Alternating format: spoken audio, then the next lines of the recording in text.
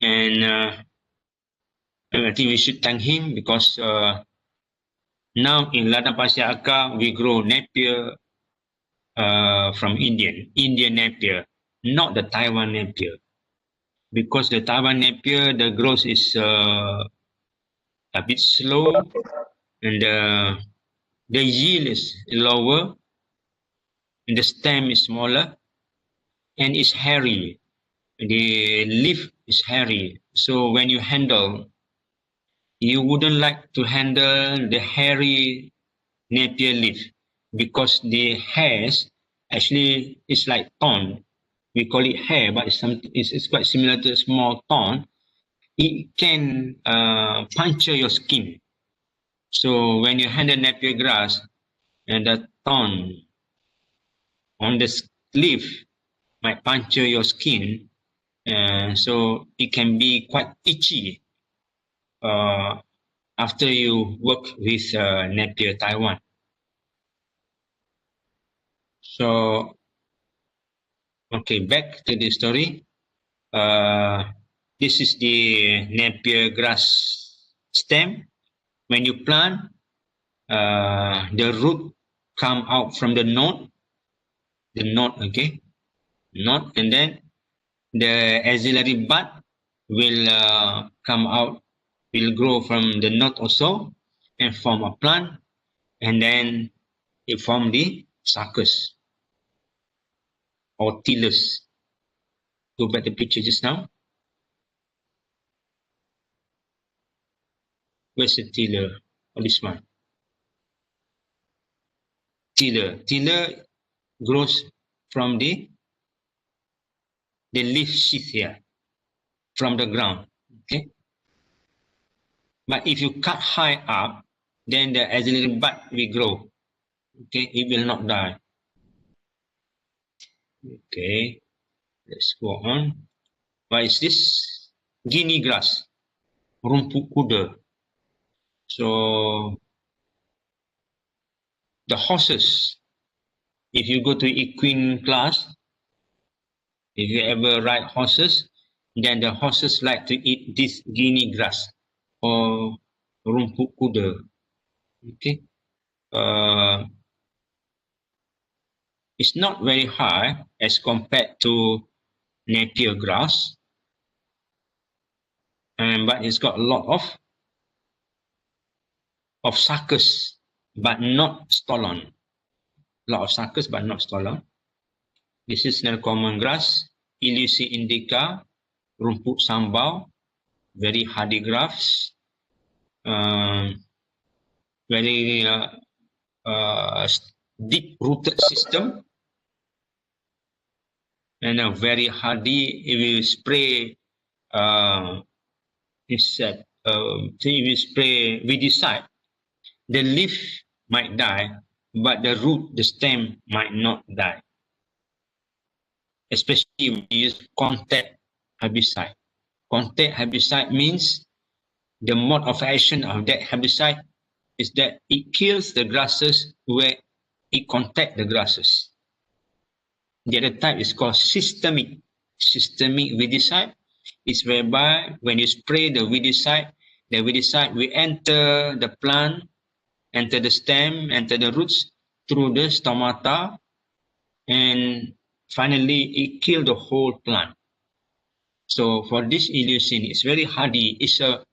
You can consider that as wheat actually, but of course it is palatable. Ruminant can eat this grass, but in pasture management, we consider this as wheat. But if there are no other grasses available, this can be consumed by the ruminant. So in your herbarium, you might consider this as pasture, as grasses, not wheat. Okay. Dr. Yati might want to elaborate further. This is Azanopus compressus. You can see it's very stoloniferous. Okay, produce. So when you want to grow, just cut the stolon and just insert inside the soil. So it just produce root at the nodes, and that's it. It will grow. So, well, the protein content of the grasses are low, somewhere around 10%, but these are very common.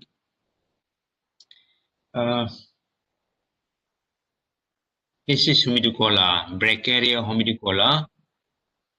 We grow a lot of humidicola in ladang pasir Aka because it's very hardy, and it's stoloniferous also. It's stolon here. It don't form much tiller. Of course, it do produce tillers as well, but it produce a lot of stolon. It's very hardy, and villagers call it rumput minyak, oil grass. Why they call it rumput minyak? Because during the dry season, you can set fire to it. When it's dry, say about 1 month of drought season, the leaves started to dry out, and it's so dry. It's so not to say dry. The dry cause the leaf to be easily burnt. It can burn very easily. If somebody started a fire somewhere, and then the old leaf will start to burn first, and then it started to burn the younger leaf. But finally, the whole area will spread with fire. The whole of the pasture area will spread with fire, especially when winds are blowing.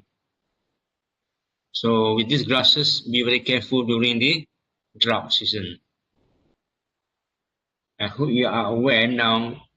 What season is it now? Is the monsoon is starting. I think probably it's about 1 week now. The northeast monsoon is starting. So we are going to have heavy rainfall, very strong wind. It might rain maybe for 3 days or even 5 days or maybe more. And then we might have flood.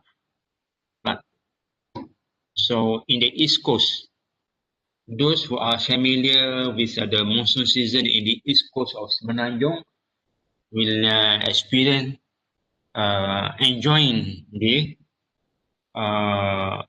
flood. You can wade through the water and see the flood. One thing good about flood is that it removes the diseases and pests in the area. So the pests might die, the diseases might be drowned and carried by the water. So for planting of grasses, you shouldn't be planting in the rainy season, in the monsoon season, during the monsoon, which is from November, mid-November until end of December, about 1.5 or 2 months. This is the monsoon season. So planting is not actually recommended during this season because of the waterlogging condition might suppress the growth of the grasses. But once the monsoon stops, for example, the monsoon stops after mid of January, 2 months from now, so you can start planting. But the problem is when the drought season comes, then we have to water the plant. So the best time to plant grasses or other crop is after the drought season ended. So the drought season will end sometime in April or May. So in June, you can start planting your grasses. So you can use seed. Yes, seed. So this is monocot seed, cotyledon radical whatnot, and dicot, monocot. Dicot has got this finish, network venation, and this is parallel venation. Okay, and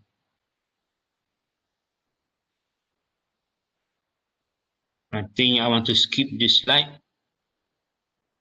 The process of germination, where there is energy, there is light and whatnot, absorption of water, and then increase respiration, and then the seed structure, the caryopsis, we call it, aileron layer, embryo.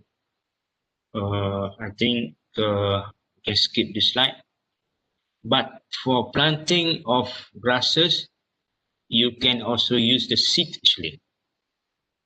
Even though using the stem cutting or the rhizome or stolon is more popular in this country, but you can actually use the seed. For example, the Brachiaria humidicola, it produces a lot of seed. You can collect the seed and grow it.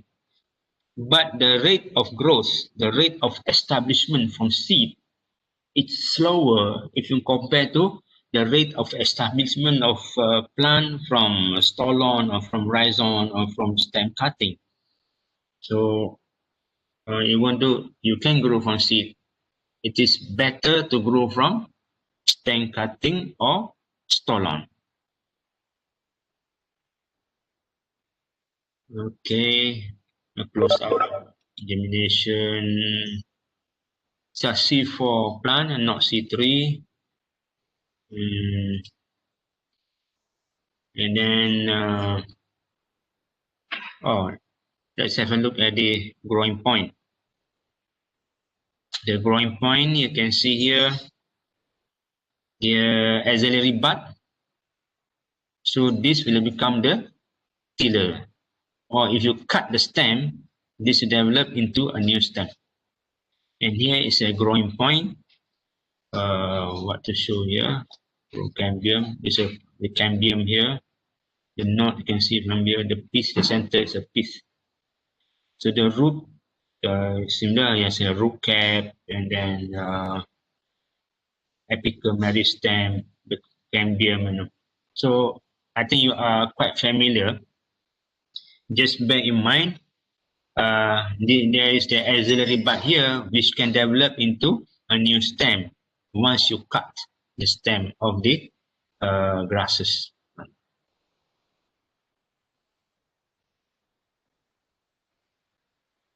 So I think I'm going to skip this. You can read through the process of germination, the structure of the leaf blade, blade cross-section, the midvein, and the cambium, the gut cells, stomata, xylem, phloem. You still remember the function of xylem, the phloem, and the cambium? The xylem transport of water and nutrient from the soil to the upper part of the plant.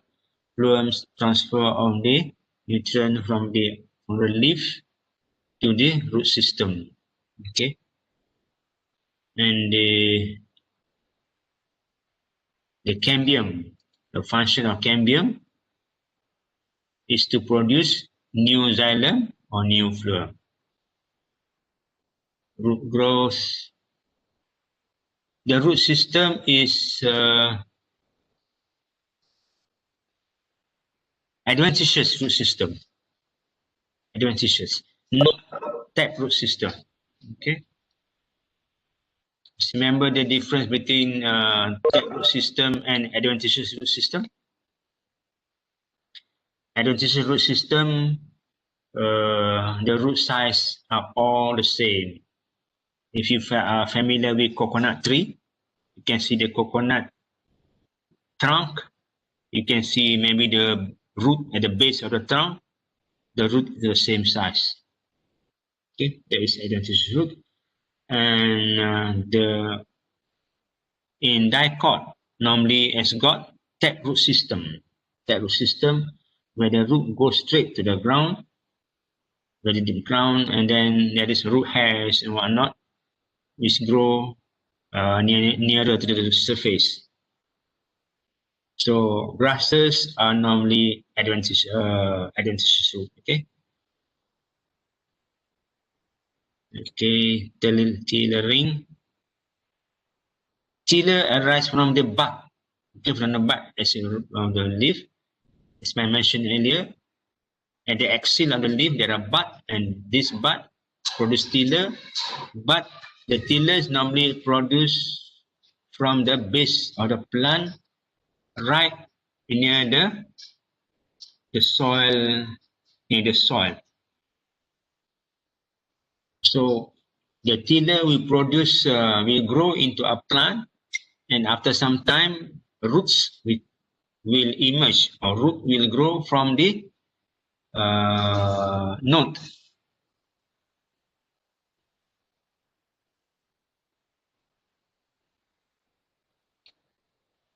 So here, example here, the root, adventitious root, and then there are axillary bud. This axillary bud will produce tiller. Okay, and later on the tiller will produce root. You see my earlier slide. Okay, here. So the tiller, no diagram of tiller here. See this one. So the tiller will grow from the. This is the tiller. The tiller will grow from the axillary bud close to the ground, and then will produce more and more roots and more tillers produced until finally from the original single stem you are going to find a lot of tillers from the same base point. Are you familiar with a paddy plant? Paddy plant produce tiller from one single seed. The single seed that farmer broadcast or transplant inside the paddy field, after some time tillers are produced, and the rice that are produced come both from the original mother tree and the tillers that produced by the paddy plant. So the tillers actually produce from the base of the plant, from the axillary bud close to the ground level. Any question so far?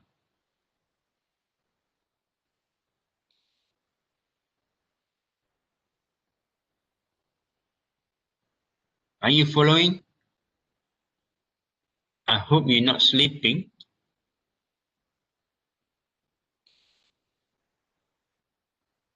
Ada soalan?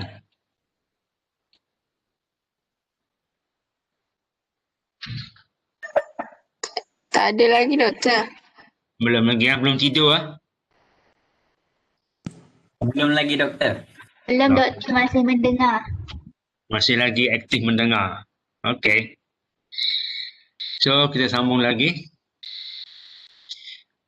Flower and seed production ni ada spike, ada spikelet, ada panicle, ada, so I think not that important, but you should know the structure, where is the stigma, the style, the enter.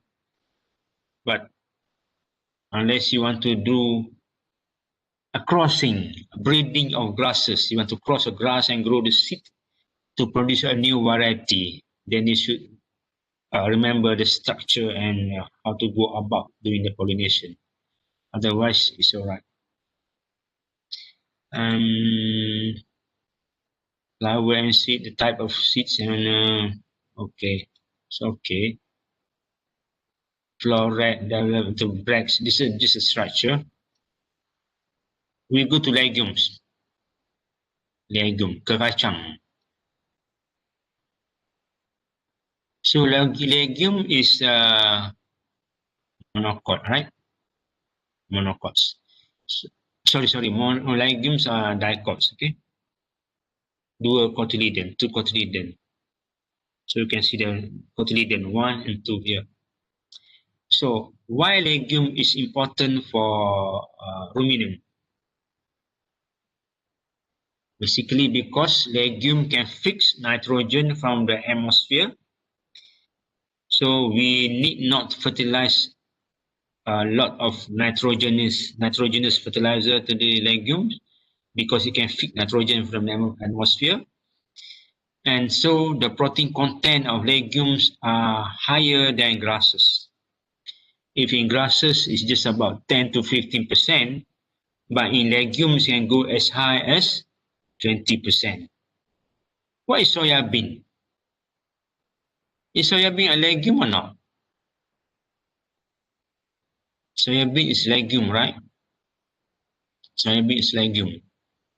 So we can give the soya bean leaf to our ruminant, but the soya bean, the fruit, contain very, very high protein. So the importance of legume is that they contain high protein. All the beans are legumes. Okay, all the beans are legumes and they are capable of fixing nitrogen from the atmosphere and converting it into the protein in the plant or in the fruits or in the seed plant. Okay, the flower structure normally 5 petals and then okay, I just want to skip this. Morphology, some are stolon,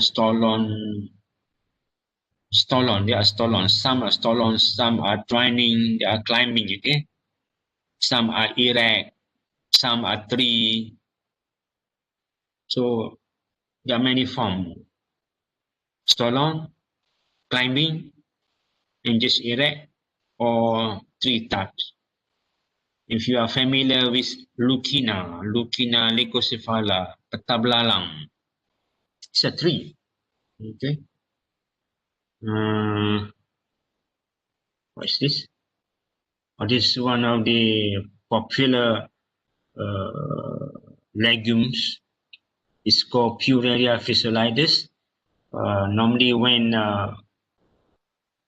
estate wanted to plant oil palm or rubber inside their plantation, they will grow this legume so that the leaf which contain a lot of nitrogen will rot, become compost, and increase the soil fertility. But in our case, you can harvest the leaf and give it to ruminant because it contains very high protein. Or you can grow it together with grasses in your pasture so that when your ruminant graze on it, it can have some protein, more protein from the legumes as well. So the grasses produce energy, but the legume produce protein. Okay, this is the type Centrosema. Can say here is a bit furry, banyak bulu, yeah, of hairs. Okay, but this one is it's got no hairs. It looks more friendly. The color, flower color is so beautiful. It is a climber, so it can be easily grown from seeds. Most legumes are actually grown from seeds because the seeds are big in size and it grows very fast from seed. In grasses, we grow from stolon or cutting because the seeds are small and it grows slowly. But in legume, the seeds are big and it grows very fast. So it's very common to grow from seeds, not from cutting. This is the fruit, Calopogonium. Calopogonium is quite hairy also. So it's a very fast grower. So for your herbarium, you can have three types of legumes here: Uraria, Centrosema, and Calopogonium. And this is what? This is Petablalang. Lucina leucocephala. You look at the fruits there. I think we have few plants in the apiary. Apiary in Tamil Nadu, we have a few plants. I started to grow them. Okay. So Lucina contain high protein, so it can be grown from both cutting as well as the seed. The seed here, seed quite big and grow very fast from seed. And it contain about, I think, 25% protein. But the problem is that it contain a kind of chemical called mimosine. I think that chemical can be toxic to your ruminant if given in high amount. Mimosine. So you can give only about 30% of the diet of the protein from Lucina. Cannot give more than 30%. The toxic effect of the mimosine from the Lucina leaf of stem. What is this? Sasbania. Turi. This is a red type. It can be also white type. And you can use this as ulam, as vegetable. The leaf can be eaten and the flowers can be eaten. I mean, we eat the flowers. We human eat the leaves as well. So the protein content is very high, but the plant is not that hardy. When you grow it, then after some time, it fails to grow and start to die. You have to grow new plant. But no doubt the protein content is very high. And stem and leaf of legumes, trifoliate leaf, and so on. The root system, you can see it possesses taproot and adventitious root as well. And the most important is it has got root nodules. So a deep root system compared to grasses. So deep root system meaning we can tolerate drought condition. Okay, it will not die very easily, and has got taproot system. Taproot system, so the root size are not the same. And the root nodules. These nodules function to trap the nitrogen from the atmosphere and use it for the nitrogen requirement of the plant. So the soil bacteria, the bacteria in the root nodule, we call it rhizobia, is capable of fixing atmospheric nitrogen. Okay, so these are the root nodules. So rhizobium bacterium in nodule use nitrogen atmosphere, and there is symbiotic interaction with the plant and the bacteria. So bacteria convert nitrogen, the plant gives some of the food to the bacteria to grow, and they stay together in harmony. So when you want to know whether your plant is a legume or is a grass, check the nodule. If the nodule is not present, probably it's grasses. If the taproot system is not present, probably it's the grasses. But if there is nodules and there is taproot, you can see taproot here is quite big. And here you see adventitious root, smaller root, the root hairs. So these are the legumes.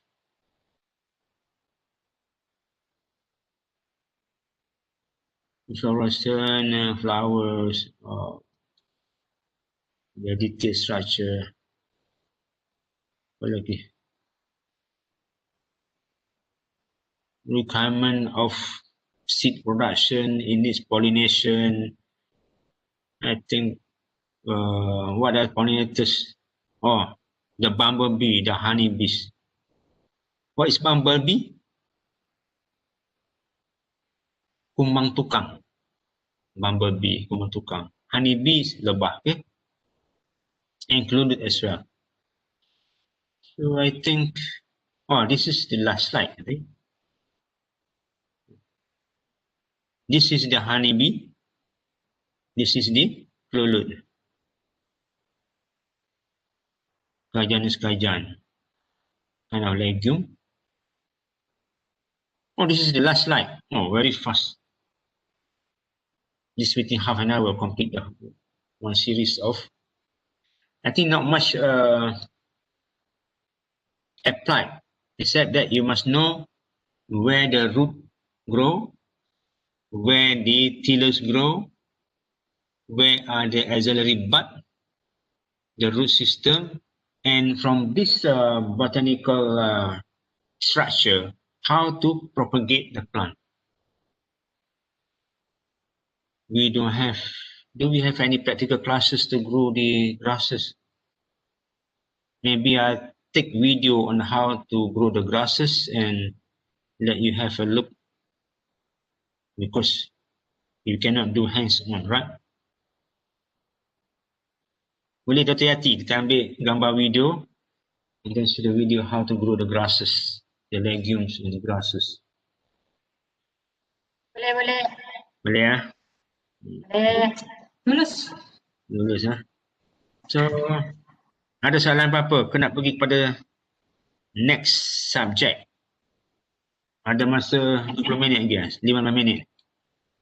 Next topic. Boleh je doktor. Boleh ke? Boleh je. Nampak tak pasture fertilization? Nampak. Nampak kan? Okay. Macam mana nak baja rumput?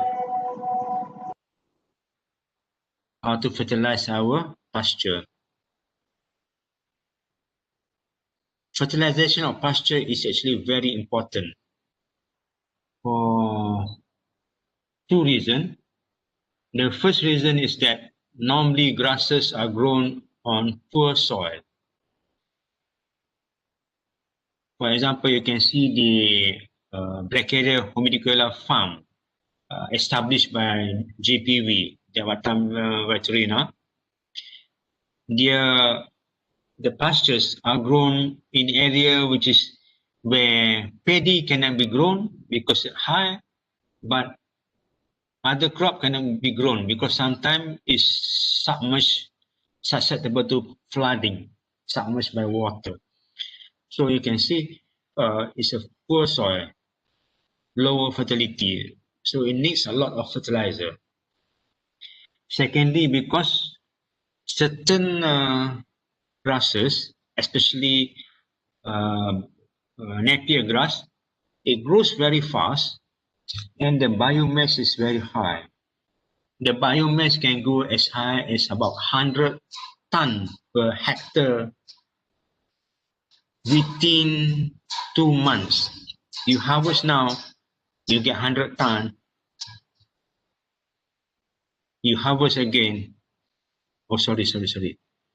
You harvest once, you cannot get 100 tons. Sorry, I made a mistake.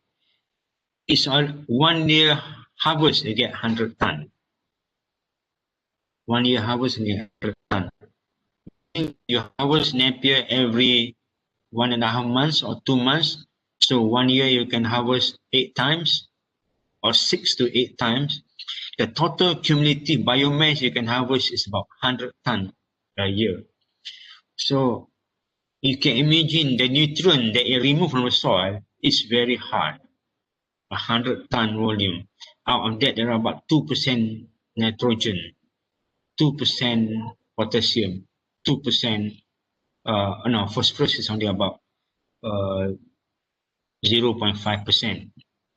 So nutrients that are removed by the grasses need to be replaced, especially when it's a cut and carry system, where you harvest the grasses, you cut it, you harvest it by cutting, you cut it and then carry it to your farm, to your animal. So there's cut and carry system.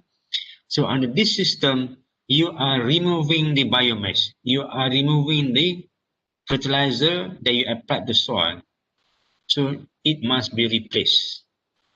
If the soil is inherently very fertile, if naturally it's fertile, then you need not fertilize so much. But as mentioned earlier, most pastures were grown in poor soil, so it need to be given a lot of fertilizer. So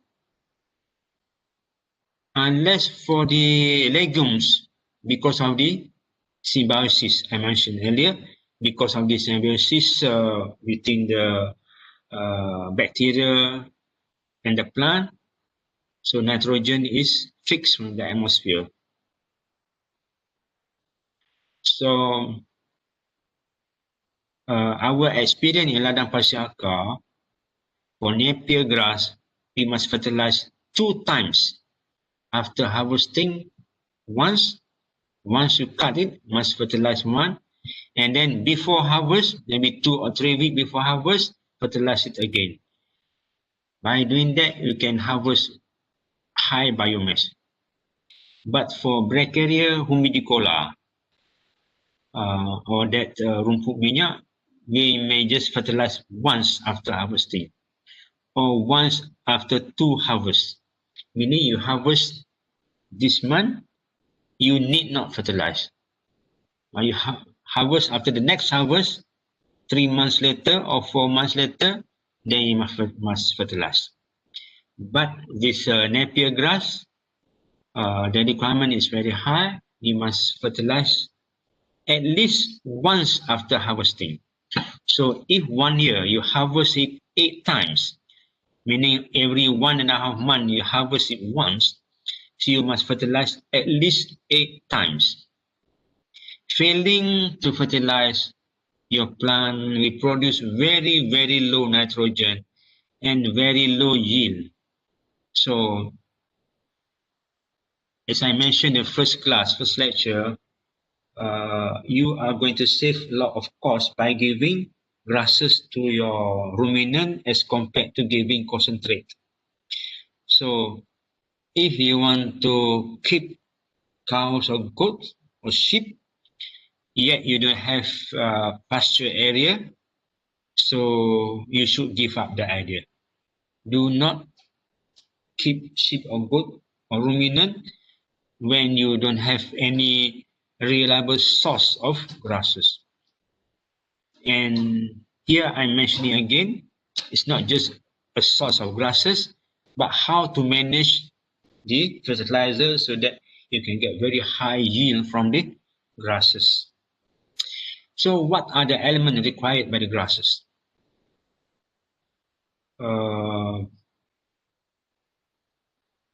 There are 5 major nutrients and 5 minor nutrients. Major mean they are needed in a very high quantities. Minor mean they are required in a much lower quantities. So there are 6 of each type. For major, you need nitrogen, phosphorus, potassium, sulfur, calcium, and magnesium. 1, 2, 3, 4, 5, 6. Okay, 6 type of nutrients. For minor, you need molybdenum, copper, zinc, manganese, boron, iron.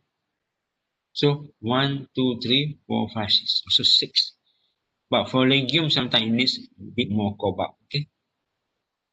So these are the 12 main types of nutrient required by plants actually, not just grasses, but plants in general. So when we do fertigation, you heard of growing plants under fertigation system, growing melon under fertigation system, growing vegetable under fertigation system. So these are the nutrients that they included in the irrigation system given to the plant so that the plant will grow well and produce good yield or good harvest. But of course, the quantity required between each nutrient are not the same.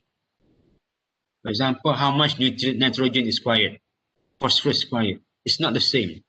You cannot give, for example, if you use unit of ppm, part per million, nitrogen you might need about 200 ppm, but phosphorus you might need just about 60 ppm. So it's about 3 times. You need 3 times more nitrogen as compared to phosphorus normally. Potash. You need high potash as compared to phosphorus. So in terms of ranking, the nutrient that need most for grasses is nitrogen, followed by phosphorus. Followed by potassium. Nitrogen the first, potassium is second, third is calcium. And then only goes to sulfur, magnesium, and phosphorus. So agriculturalists, they talk about NPK, nitrogen, phosphorus, and potassium. And also sometimes mentioned about calcium or magnesium.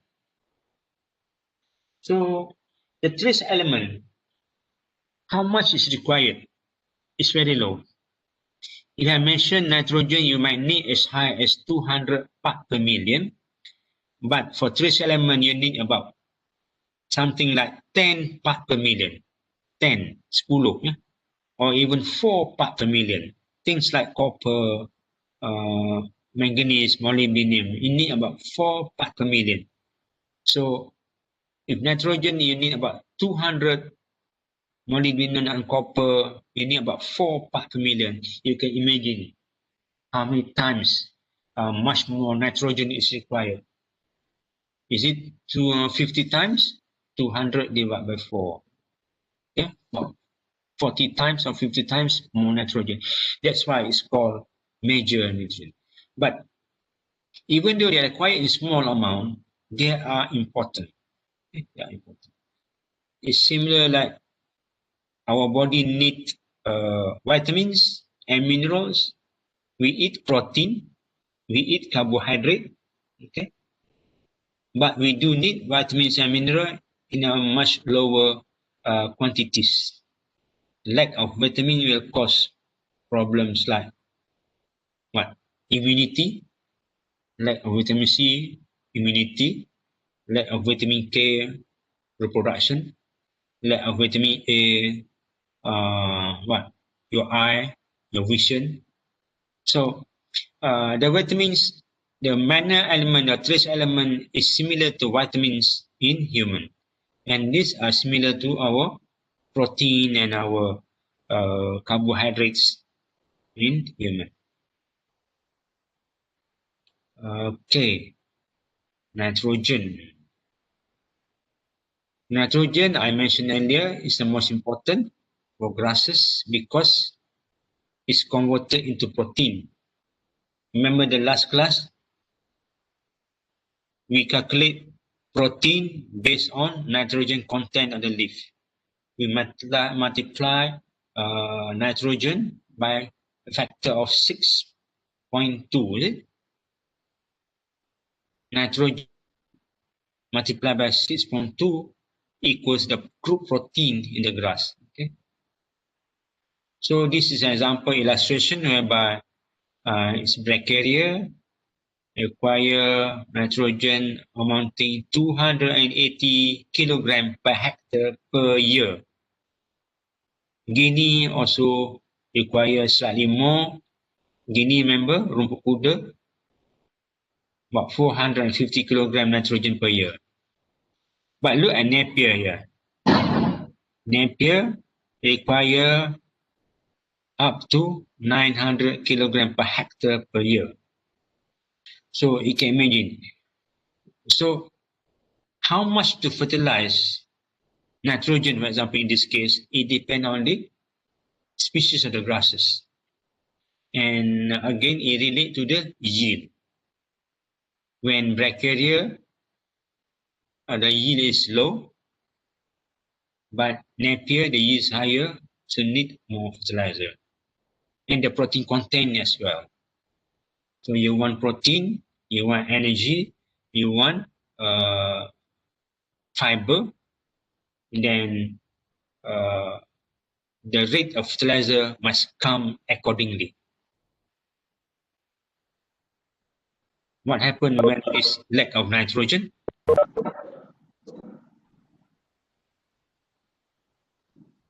You have something going on after this? You have class after this?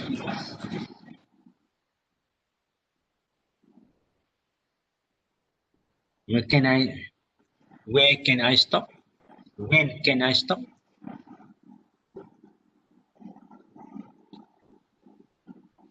Okay, we finish. 2 more slides, okay? 3 more slides. This is a symptom of nitrogen deficiency.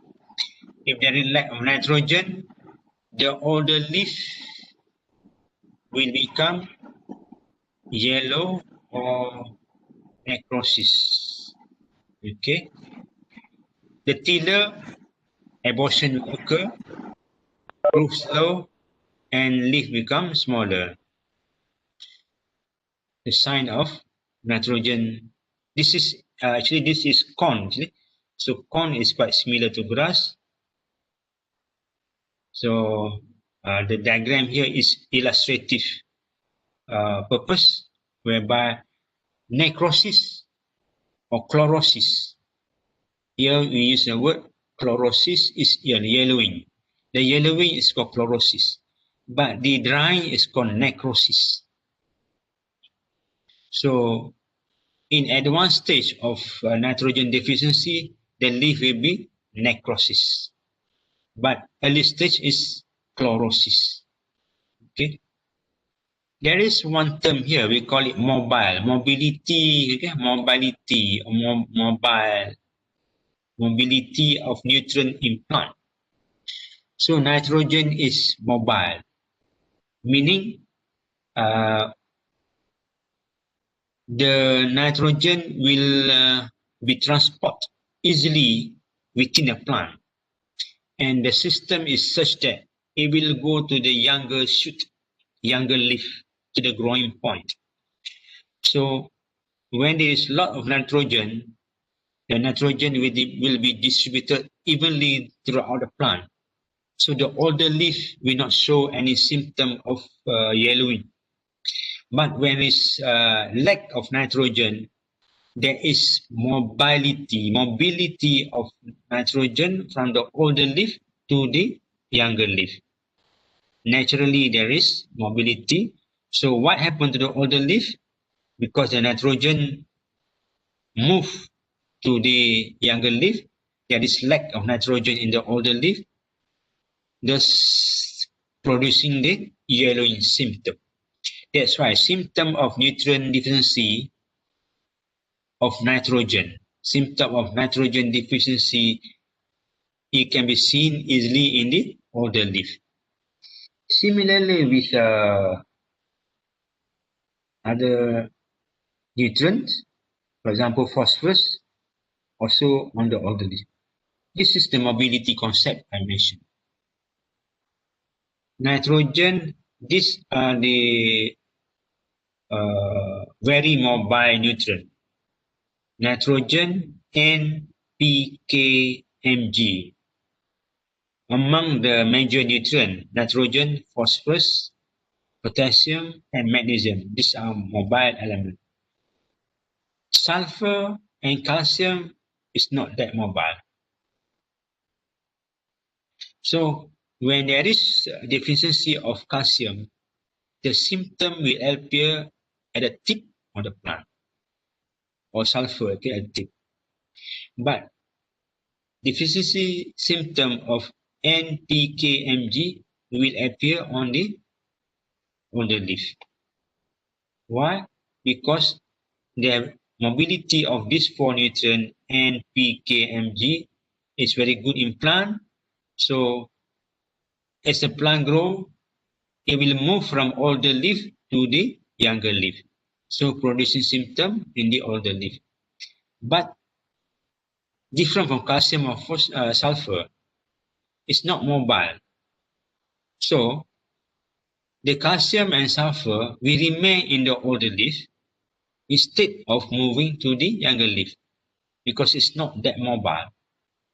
So because of that, the younger leaf will not receive enough calcium or sulfur because it's not mobile. So the symptom of deficiency will appear in the younger leaf.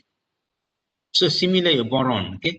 So normally these four elements here, boron, calcium, sulfur, ferrous, manganese, copper, this there is tendency to occur in the younger leaf.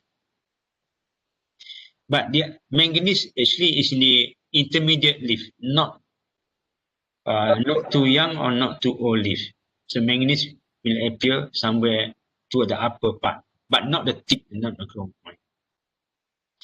So if you remember the mobility of nutrient, you can expect where the symptom will appear. Okay. So one more slide maybe.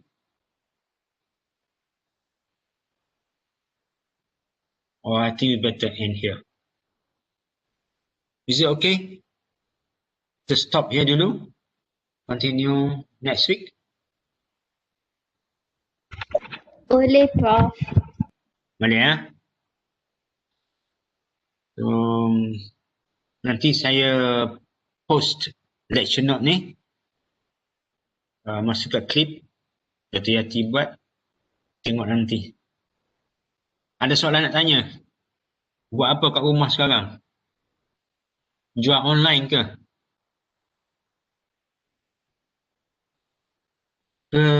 Bela ayam. Siapa bela ayam kat rumah? Bela burung, bela puyuh. Ada bela puyuh tak?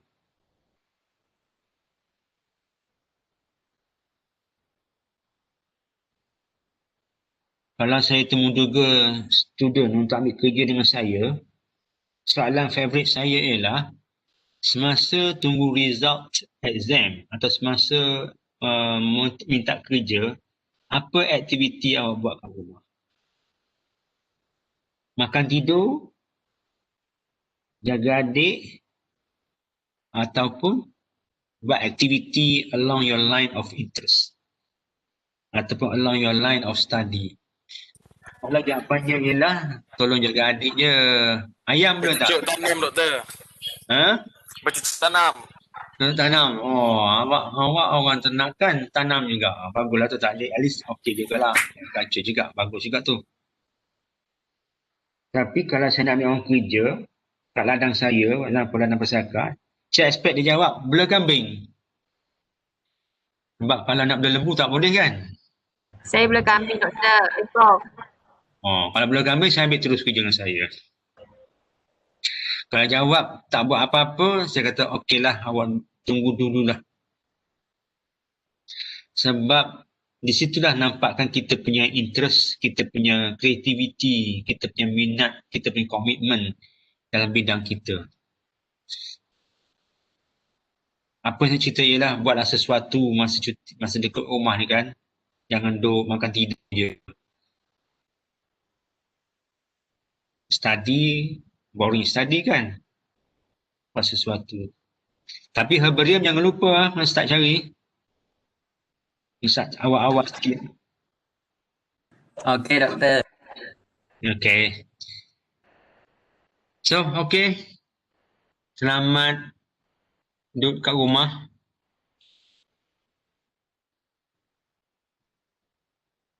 Mana? Okey, doktor. Mana nak keluar ni? So, okay ya. Mana nak keluar? Terima kasih, Prof. Doktor stop sharing itu kot, doktor. Dekat bahagian Stop atas. sharing. Stop sharing, okay. Terima kasih, okay. doktor. Okay, terima kasih. Jumpa lagi minggu depan. Terima kasih, Doktor. Alhamdulillah, terima kasih doktor. Ya, start fikir FYP ya. Dah doktor. Dah, proposal dah buat dah. Dah start ya doktor. Jalan dah doktor. Baru nak buat. Banyak baca-baca sikit lah. Baik doktor. Okey. Okey. Thank you doktor. Okay, bye. Jaga diri. Okay. Terima kasih doktor. Okay.